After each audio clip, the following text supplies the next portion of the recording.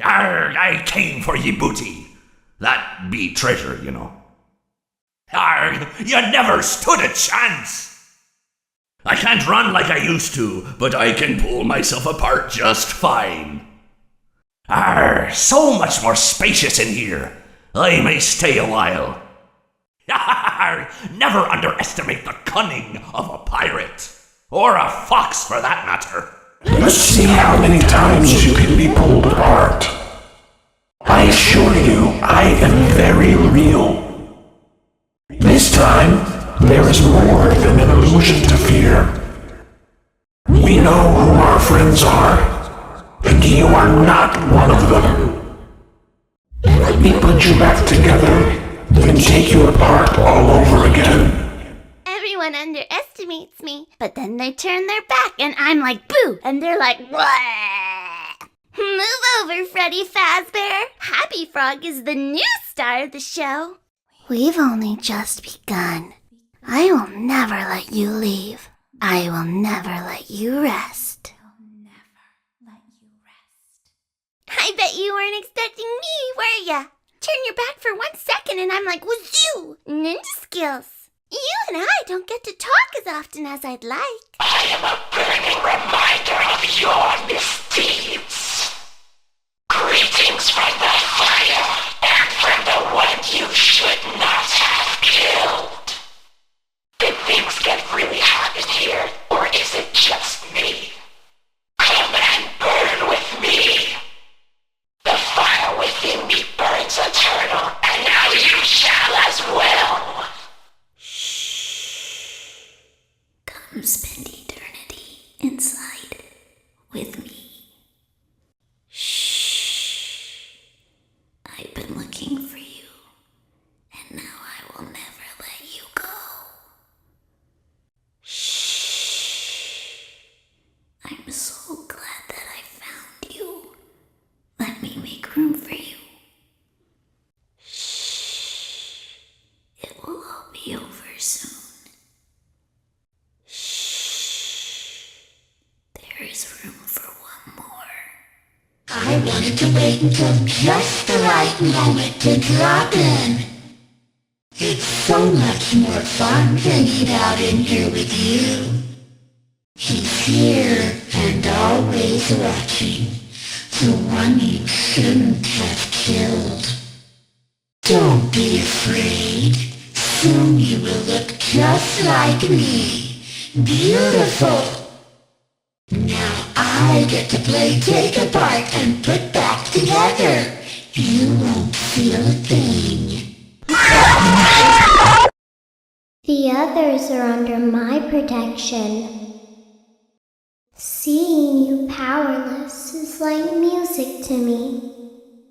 The others are like animals, but I am very aware.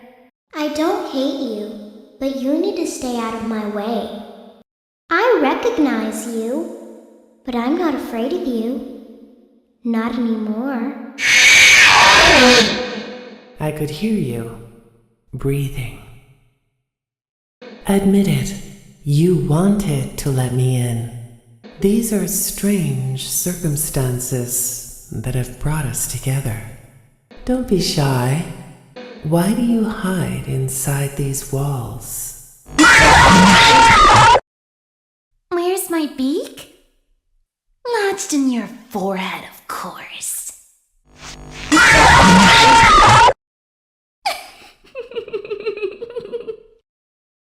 You won't get tired of dying, will you? You won't get tired of my voice, will you? Let's go somewhere more private, so I can eat you. You will not be spared. You will not be saved. The shadow fears me. I will vomit you back to relieve your horror. I am your wickedness made of flesh. I am here to claim what is left of you. You hear that? It's the sweet, sweet sound of your eternal silence. Hey, keep it down, would ya?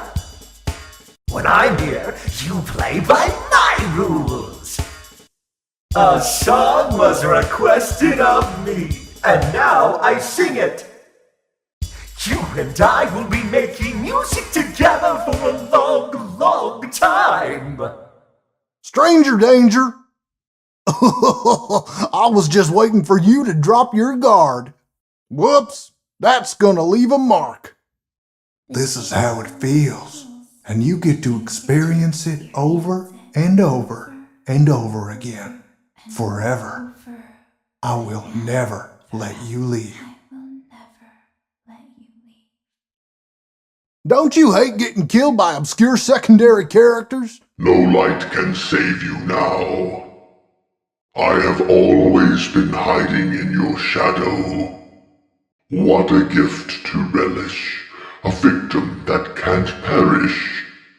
I am given flesh to be your tormentor. I am remade, but not by you, by the one you should not have killed. There just isn't room in here for both of us. You knew I'd get you eventually. Come closer. Help me count my teeth. Flash that light on the wand. It can't save you now. You're not so big. Just a bite-sized morsel. Nightmare is just beginning. Let's taste death again and again and again. I am the fearful reflection of what you have created. This is a nightmare that you won't wake from. This time, death cannot save you.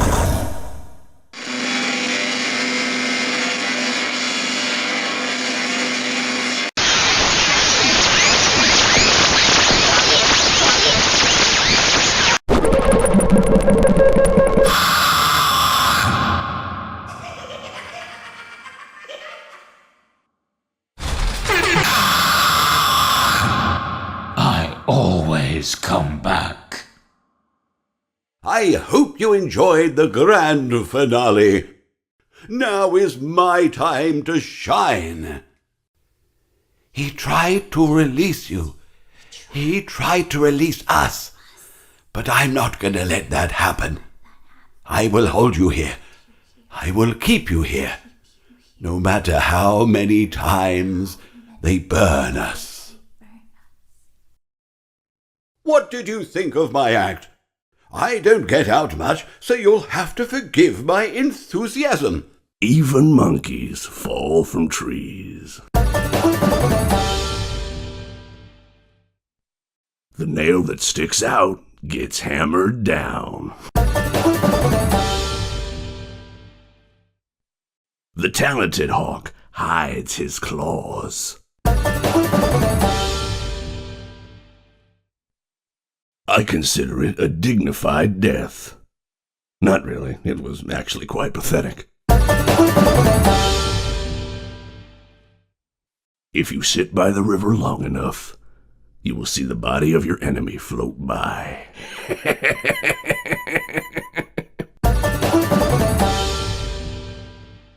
What a fine day to come here and say that your face and flesh I must play. What a treat to come here and meet your face as it hits concrete. I've found my guitar, now reach for the stars as I plunge it through your heart. Why so blue? You know I'll be true, and now I'll make slippers out of you. So good to see you again, my truest friend, but now your life must end. That'll teach beat you for trying to trick this old bird. Thought you could fool me with that sign, but I was too smart for you. I may not like wet floors, but the smell of fresh meat is just too enticing. Whoops, looks like you're the one that slipped up this time. That's right, and don't you come back now, you hear? Time for your controlled shock. Let's see how many pieces I can cut you into.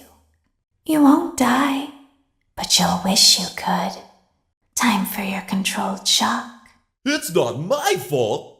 I have these fat plastic fingers and can't press the buttons. Mr. Hugs got me again.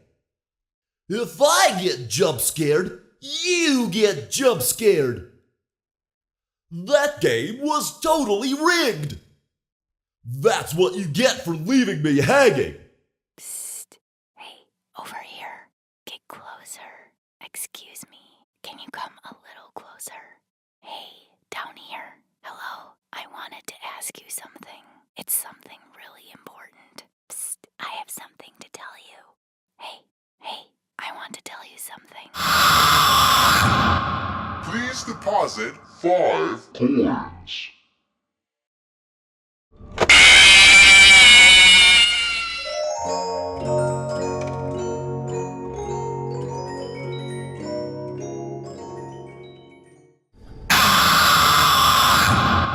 Yarg, you play with fire, and sometimes you get burned.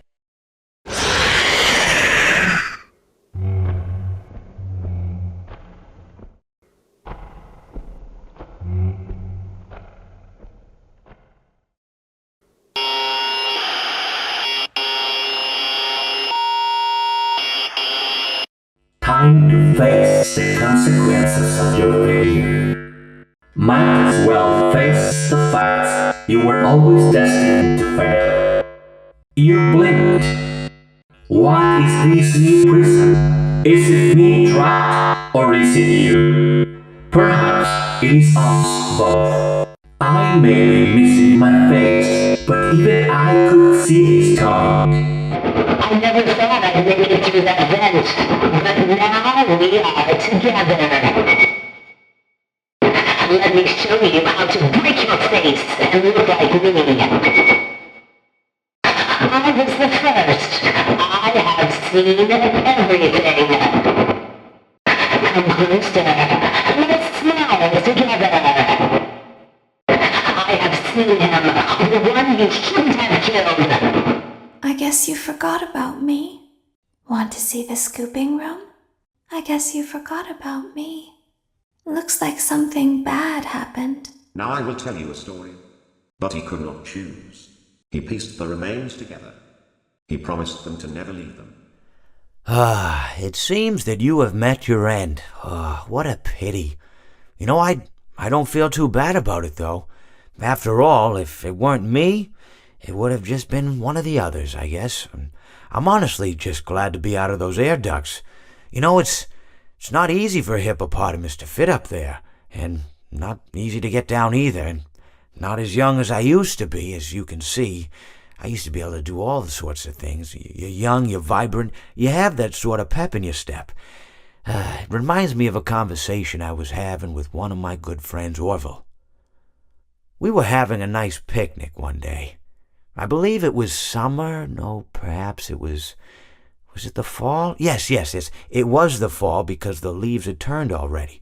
But I said to Orville, I says, Orville, I have a story to tell you. And Orville looked at me, kind of odd and said, what's it about?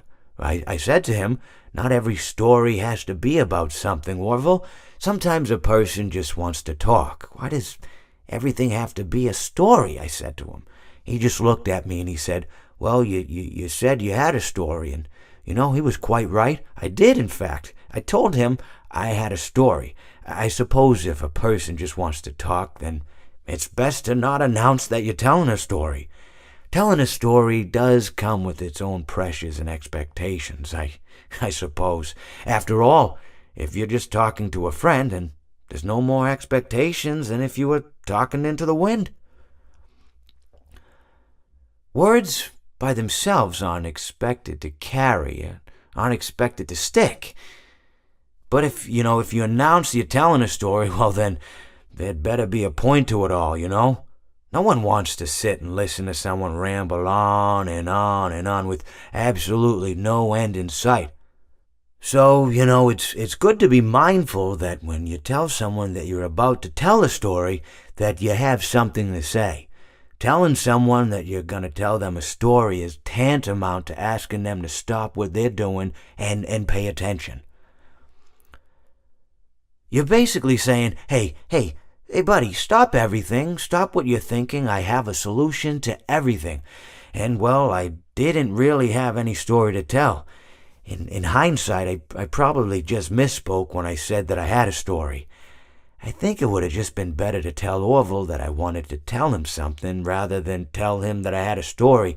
But, even then, it might have put too much importance on the whole thing. Either way, it was quite a nice day. I remember that we were drinking tea. Well, it seems that your journey has ended. Very sorry about that. It was always going to end this way, of course. If it weren't by me, it would have just been by some other, terrible thing. Just, you could not imagine how terrible it would be. Just, I get scared thinking about it. I'm glad it's not me. It reminds me of a time I was speaking to my good friend Orville. We were sitting on a park bench watching the pigeons. I was on the left, he was on the... Oh, wait, was I on the right or left? Anyways, it doesn't matter. We were sitting on there watching the pigeons. And I said to Orville, "Friend, those birds are frozen." And he kind of looked at me like I'd lost my mind. But I reminded him that it was winter, and often birds will sit in a tree until they freeze. And then they sort of fall to the ground until the sun warms up and they can, move around again. So I said to Orville, "You might as well save those breadcrumbs until the birds thaw, because they can't very well enjoy them in the condition they're in." To which he asked what I meant, and asking what condition the crumbs should be in before he threw them to the birds, assuming that I meant the birds couldn't enjoy the breadcrumbs in the condition that the crumbs were in, when in fact I had meant the birds could not enjoy them in the condition that the birds were in, considering that the birds were frozen. So he took a moment and then threw his last handful onto the ground. I said to him, "Orville, why did you throw the breadcrumbs to the birds when I just told you they're frozen?" To which he responded, "The breadcrumbs are not frozen." Again, misunderstanding my words. I didn't mean to say that the breadcrumbs were frozen when I said I told you they're frozen. I'd been referring to the birds. In hindsight, what I should have said was, and this would make perfect sense, "Why did you throw the breadcrumbs to the birds when the birds are frozen?" He misunderstood upon my correction, stating that he didn't know what else to do with the breadcrumbs, and that perhaps, when the birds thawed, they'd still be able to eat the crumbs. So I said to Orville, and this is what I said to him, I said, "Orville, the birds may be dead." It seems that you have met a horrible demise, my friend, but, these things happen, and life goes on. Not for you, obviously, you're dead, but it reminds me of a time I was having a conversation with my friend Orville. We were, where were we? I think we were by the river. We were sitting by the river and watching the fish leap over the falls. And I said to Orville, sometimes I feel like a fish leaping over and over again, always trying to get somewhere, though I don't know where, only to find myself in the jaws of a beast. He, of course, looked at me, surprised, "Have you been in the jaws of a beast, friend?" To which I said, "No, of course not, Orville." I said, No. I simply meant that life can seem like a relentless endeavor to overcome meaningless obstacles, only to meet an equally meaningless fate, regardless of your efforts, regardless of the obstacles you've passed. And Orville, he stood and proceeded to drape me with a picnic cloth, to which I asked him, I said, "Friend, what are you doing?" He looked at me very concerned, really. "I feel like you've gotten too much sun." Indeed, indeed I had. he proceeded to pour me a glass of just ice-cold lemonade. Ooh, you ever mix it with iced tea? You do like a little half lemonade, half... Ooh, it's so... You should try it some... Well, you can't because you're dead. But anyways, so you may be asking yourself, how did I go from sitting by the falls and drinking lemonade to being wedged in the air duct? Not only with Orville, but with an entire assortment of fruity-colored friends. Well, there's really no good answer to that, but perhaps I met a demise of my own at some point, and this is my afterlife or my dream, whatever it might mean. I honestly don't know. Or maybe it doesn't mean anything at all. Maybe it doesn't mean anything at all. My friend, you have met a terrible, terrible demise. But, I don't feel too bad about it. After all, if it weren't from me, it would have just been from someone else, you know? I guess what I'm trying to say is life goes on. Well, for everyone else, life goes on, not for you. You're dead. But that's neither here nor there. It reminds me of one summer day in the park. I was having just a delightful picnic with my good friend Orville. And I said to him, Orville, I have a story. And he said to me, what's the significance of the story? And I said to him, Orville, not every story has to have significance, you know? Sometimes a story is just a story. If you try to read into every little thing and find meaning in everything anyone says, you'll just drive yourself crazy. I had a friend do it once. Wasn't pretty. We talked about it for years. And not only that, but you'll likely end up believing something you shouldn't believe and thinking something you shouldn't think, or assuming something you shouldn't assume, you know? Sometimes, I said, a story is just a story. So just be quiet for 1 second of your life and eat your sandwich, okay? Of course, it was only then I realized I'd made sandwiches, and poor Orville was having such difficulty eating it. Elephants have those clumsy hands, you know? Actually, I suppose that's the problem. They don't have hands at all, do they? They're all feet. I couldn't imagine someone asking me to eat a sandwich with my feet. Now, if I recall correctly, there was a bakery nearby. I said to him, Orville, let me go get you some rye bread. Now, I'm unsure if elephants enjoy rye bread, but I assure you that Orville does. Now, this was on a Tuesday, which was good because rye bread was always fresh on Tuesday. They made sourdough bread on Monday and threw it out Wednesday, or rather they sold it at a discount for people wanting to feed the ducks, and then probably at the end of the day, finally, they threw it all out. I don't recall. I do remember a man who would bring his son to the bakery every Wednesday and then go feed the ducks. He would buy all of the sourdough bread. Of course, you know, you're not supposed to feed the ducks sourdough bread at all. It swells up in their stomach and then they all die. At least that's what I've heard. You know, I never saw any ducks die myself, but I did notice a substantial decrease in the duck population over the course of a few years. I just never thought to stop the man and tell him that he was killing the ducks by feeding them sourdough bread. And if you want my opinion on the matter, and I told Orville this as well, if you want to feed ducks, or birds, or any kind for that matter, it's best to buy seed. I mean, when you think about it, breads of any sort don't occur in nature. They don't grow on trees or spring up from the bushes. I don't think birds know what to do with bread. What was I saying? Oh, yes. So I bought Orville some rye bread. What a fine day it was.